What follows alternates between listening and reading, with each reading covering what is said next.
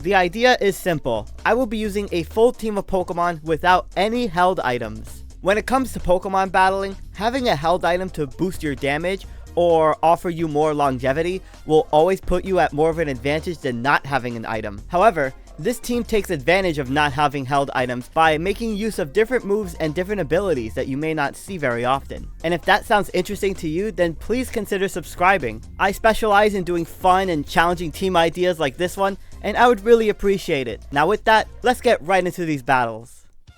Good morning, afternoon, and evening, lovely people. Today I am making use of strategies that revolve around not having an item. So let's get right into it. My opponent is going to lead off with the Araquanid.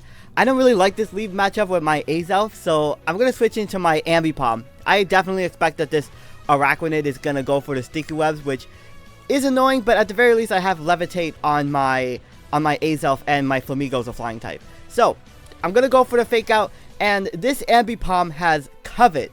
Now the idea with this set is to make use of Covet and also Thief, which get boosted by Technician. I'm going to take some Rocky Helmet damage, but as obviously the Araquanid is going to take me out with the Liquidation, I actually do some damage with the Rocky Helmet. Now Technician boosts the power of moves that are under 60 base power by 50%, which works really well with both Covet and Thief being 60 base power. They also complement each other pretty well because Thief can hit the ghost types that my normal type attacks like Fake Out can't hit. And I also have Fling in case I steal an item and I want to fling it back at the opponent so that I could steal more items. Basically, the bulk of this team revolved around either getting rid of the opponent's items and maybe like taking them for myself, or not even having any of their items be used at all. So I'm going to take out the Araquanid. This is an all-out offensive Hoopa Unbound with 4 special attacking moves, and this Pokemon gets the ability Magician. Now Magician is an ability that steals the opponent's held item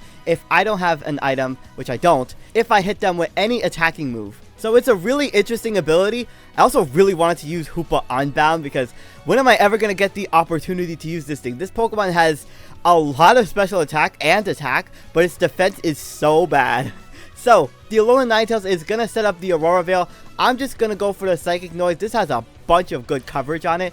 I have Psychic Noise, Focus Blast, Thunderbolt, and Grass Knot, and I'm going to be able to steal the Light Clay. So the next time the Alolan Ninetales wants to set up the Aurora Veil, it's only going to last 5 turns. Now, I actually made a double into my Heatran anticipating that they might want to go for a Moonblast, but I'm in a terrible matchup against this Iron Treads, which is kind of forcing me to have to Terrasilize this turn. Now, this Heatran is actually a very, very important member of this team. If you look at my team, the move U-Turn is extremely free into it. So this Heatran is fully physically defensive, and I have Flame Body on this set, and Flame Body allows me to punish any U-turn attempts or any physical contact moves in general by getting off a burn and therefore neutralizing the physical attackers by having their attack. I also needed a defensive Pokemon like Heatran because of the fact that my team is so frail and so offensive. I missed my Magma Storm unfortunately though.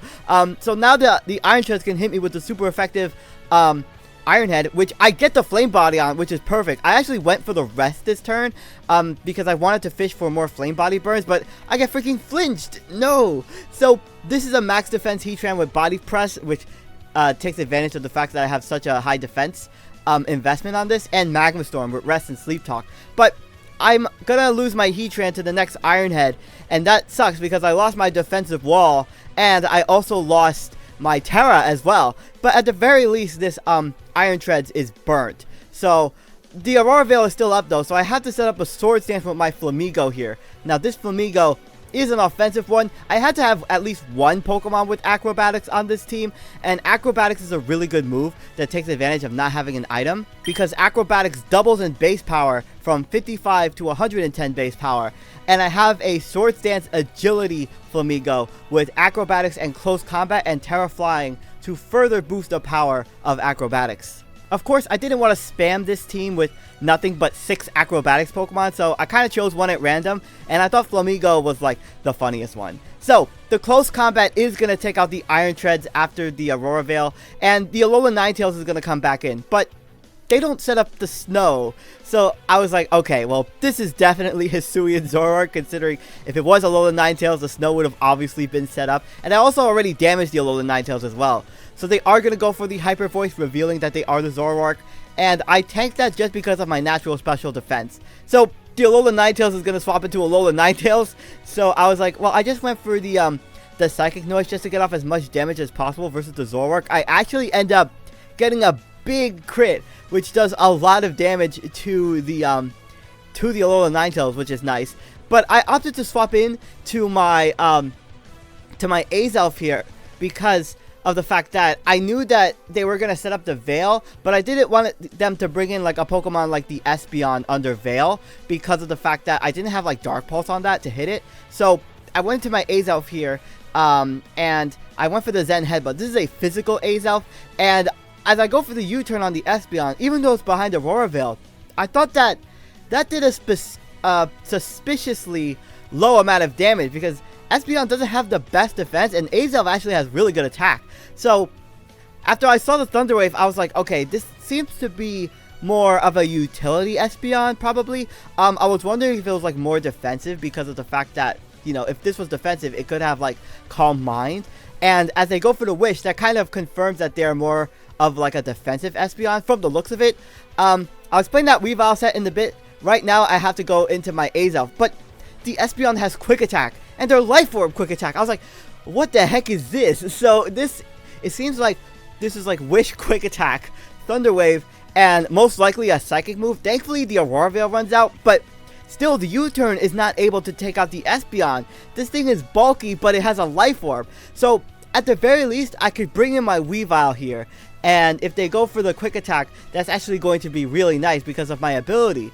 So this is a really interesting Weavile set that makes use of Endure and the ability Pickpocket. Now Pickpocket is an ability where if the opponent uses a contact move against me and I don't have an item, I basically pickpocket their item. I take whatever item it is that they're holding.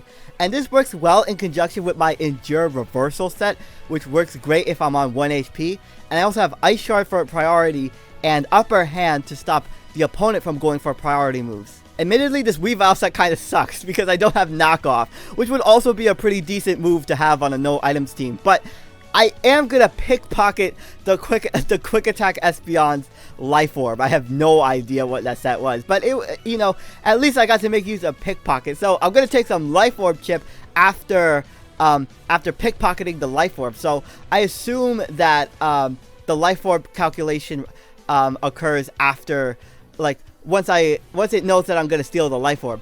So the Alolan Ninetales is going to go for the Aurora Veil again. Now, I opted to swap into my Azelf because, well, unfortunately, since Ninetales gets a Snow Boost, the Ice Shard wasn't going to do much to it. This Azelf, though, has a really interesting move called Magic Room. And Magic Room is a move that nullifies all held items, which is purely disadvantageous for my opponent, who will most certainly be running held items on their Pokemon. But for me, I don't have to worry about that downside considering that none of my Pokemon have items whatsoever. Now my other moves are Zen Headbutt, U-turn, and I have a Terra Normal Explosion on this. So Zen Headbutt doesn't even take out the Alolan Ninetales, which is funny, but I do get the flinch. And that's okay because I am stalling out their Veil turns, and the reason I didn't want to stay in with my Weavile was because I knew that it would be pure setup for this Como-o, which I was really dreading because if this had Clangorous Soul with like Throat Spray or something, I knew that it would be Terra Steel, but if they had like Clangorous Soul, that would be like detrimental. That would be like awful for me. But they end up revealing Belly Drum, which is the first time I'm happy to see a Belly Drum Como-o, because I do have my my Flamigo to outspeed this and go for the close combat. So I'm just gonna blow up because I have Explosion on this. I also have Terra Normal Explosion. It's crazy. And that does some good damage to the Como-o. But after this turn, the Magic Room is gonna run out, and that is going to reveal this Como-o's item. Now, I was worried about this Pokemon being a Salac Berry because I saw them eat a berry, but it is Citrus Berry, and oh my gosh, if that was Salac Berry, I just lost instantly. So, bringing in my Flamigo, I always outspeed this because I'm naturally faster, and I force out the Como-o, which is great. I'm going to be able to go for the Scrappy Close Combat, which is going to hit this Zoroark but it's Focus Sash. So I was like, okay, I can't stay in, obviously, because I need this to deal with the Kommo-o. I don't really want to switch in my Hoopa Unbound to this either, because it can always tank hits from this Zoroark. And I don't want to have to rely on a paralyzed Weavile with the Ice Shard. So I'm just going to swap into my Weavile, and they end up swapping out their Zoroark. I do tank the Hyper Voice, but the Kommo-o is going to come back in, and I'm just going to go for the Ice Shard here. And I still do some decent damage because Weavile does have good attack, and I am boosted by the Life Orb. But going for a second Ice Shard and taking myself down to the Life Orb damage, which is a little useful because I could deny this Kommo-o from going for a Drain Punch and getting a little bit recovery. Not that it matters because I do have my Flamigo in the back to outspeed this and go for the close combat. This game is getting right down to the wire, by the way. It's literally down to the last 60 seconds. So I'm going to take out the Kommo-o with the close combat. Now, the way that I saw this going was that I know that the Hisuian Zoroark is going to revenge KO me after I stay in, because obviously I'm not swapping out my Hoopa, right? So they're going to come back in. They are on 1 HP. I have the defense drop, so obviously I'm going to get taken out. My last Pokemon is the Hoopa Unbound. It's the last few seconds of this battle. I'm going to get caught in the sticky webs, but I have such good special defense. And I'm hoping, look how fast I clicked that move. I'm hoping I could be able to take this Hyper Voice. And I'm able to take it on 20 HP. And the Psychic Noise is going to be enough to take out the Hisuian Zoroark. Talk about a battle that went right down to the wire. That went right down to the very, very last possible second. If you enjoyed that battle, please consider hitting the like button.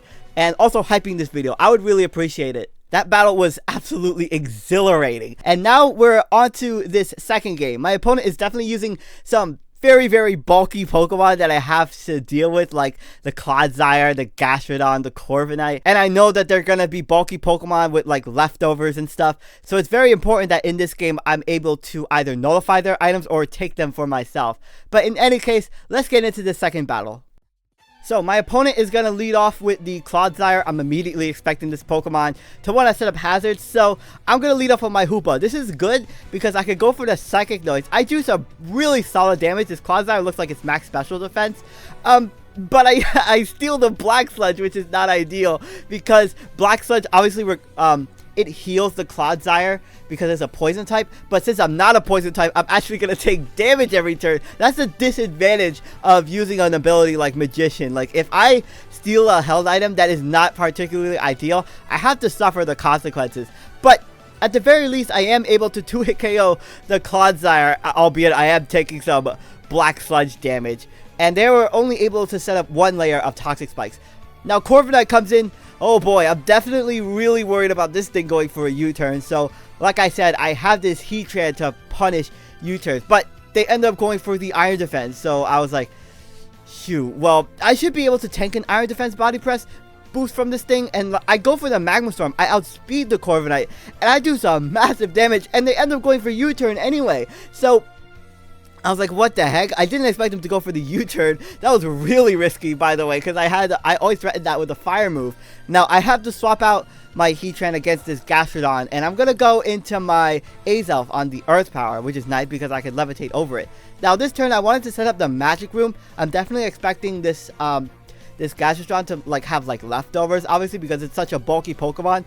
And they go for the Yawn, which is it's not particularly ideal. So I do the most logical thing when it comes to being Yawned, and I decide to blow myself up. And it does some really solid damage to the Gastrodon. I also deny it from using any other moves, so it does go for the Ice Beam that turn. So, bringing back in my Hoopa Unbound here, I'm going to take some poison because of the Toxic Spikes.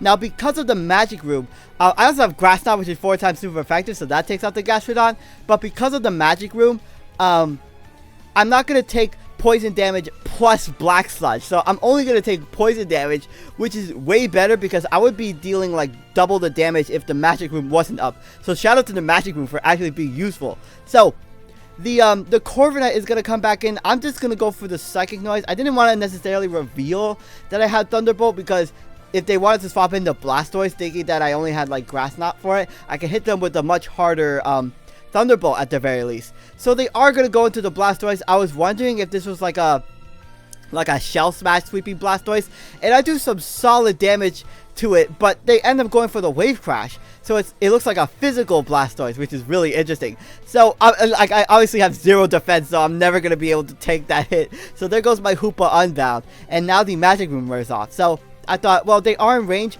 for my Ambipom to just easily take this out with a Fake Out. I also really liked Ambipom on this no items team because it gave me a lot of good speed and priority Fake Out, which is always nice.